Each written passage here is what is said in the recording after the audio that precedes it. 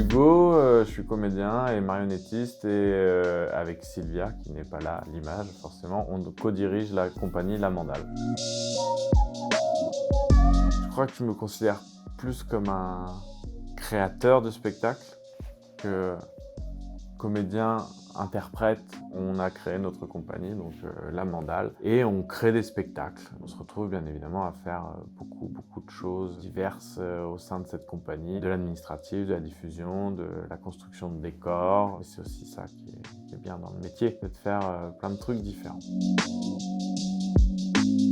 J'avais aucune affinité avec le théâtre ou la marionnette. J'étais parti sur des études d'assistance sociale, donc que j'ai arrêté en cours de route. Et je suis parti à la fac, donc à Nanterre, en art du spectacle. Je me suis un peu plus orienté vers le théâtre, mais c'était un peu timide. Et après, j'ai rencontré quelqu'un qui faisait de la marionnette et qui m'a emmené voir des spectacles de marionnettes. Et là, je me suis dit que ouais, c'était vraiment chouette et qu'il y avait des trucs à faire. Et donc, j'ai fait une formation au Théâtre aux Mains Nues, à Montreuil, de comédien marionnettiste. Là, on apprenait pareil plein de trucs, le modelage, le moulage, le jeu d'acteur, la manipulation de marionnettes. J'avais envie aussi d'approfondir la partie comédien sans l'objet. Je suis parti en Belgique à l'école Lassade, qui est une école de théâtre de mouvement. Et après, je me suis formé aussi en travaillant surtout avec diverses compagnies, en comédien ou en marionnettiste.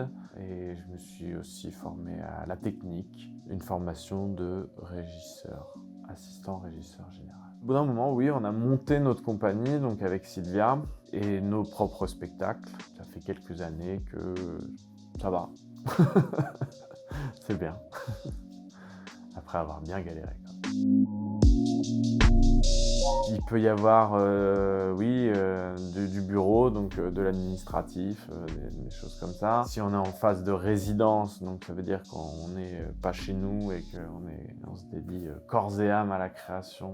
Peut être des stages aussi, ça nous arrive de donner des stages de marionnettes à Gand. On peut être en tournée, donc c'est-à-dire qu'on se déplace d'un point A vers un point B. Et on va jouer le nombre de représentations qui a été acheté. Pas vraiment de journée type, ça peut être des journées d'atelier. On fait de la construction, que ce soit de décors, de marionnettes. Donc, il peut y avoir de la soudure, il peut y avoir du travail du bois, il peut y avoir de la sculpture, il peut y avoir des répètes, plein de choses différentes. Il y a différents lieux qui nous accueillent. Alors ça peut être des théâtres, mais ça peut être aussi des lieux de compagnonnage, donc qui sont aussi dédiés à l'accueil de compagnies, à la création, notamment d'être en résidence dans un centre hospitalier, en gros. Et il y a beaucoup de gens en fait qui sont en rééducation. Voilà. Vous arrivez dans ce type de lieu. Après, on a été aussi accueillis en milieu scolaire. Dans une cité scolaire avec des lycéens ou des collégiens. On monte un projet avec eux qui est en général en lien avec le spectacle qu'on est en train de créer. On joue pas mal dans des festivals aussi, donc différents festivals, que ce soit en France ou à l'étranger. La précarité quand même, parce que c'est quand même un métier soumis à cette règle-là. Ça fait 10 ans que je suis intermittent du spectacle, mais ça fait 3 ans que je galère pas. Parce que ce fameux Graal des 507 heures, il n'est pas si simple que ça à atteindre, puisqu'on parle de 507 heures déclarées, et que en vrai, des heures, on en fait beaucoup plus. Mais c'est quand même génial. Ça n'existe pas beaucoup ailleurs et ça permet beaucoup de choses. Après, les aspects positifs, il y en a énormément. On a réussi à se débrouiller pour pas avoir de patron. Ça permet aussi d'expérimenter d'autres modes de fonctionnement collectif. On apprend tout le temps. Enfin, moi, j'ai la sensation de... Enfin, de toute façon, dès que j'ai la sensation de plus apprendre, je m'ennuie. Donc, c'est bien de faire plein de choses différentes.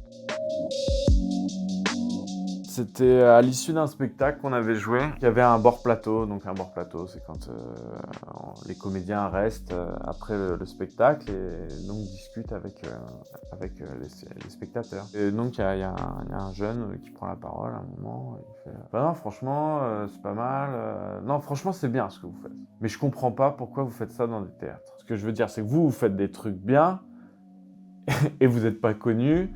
Et il y a des gens qui sont connus alors qu'ils font rien. Ah oui, d'accord, alors qui par exemple? Bah je sais pas, Kim Kardashian par exemple. Elle fait rien et elle gagne des millions de dollars, elle est super connue.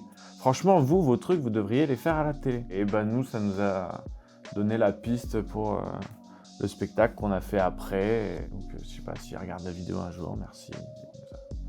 Il nous a bien inspiré notre spectacle suivant.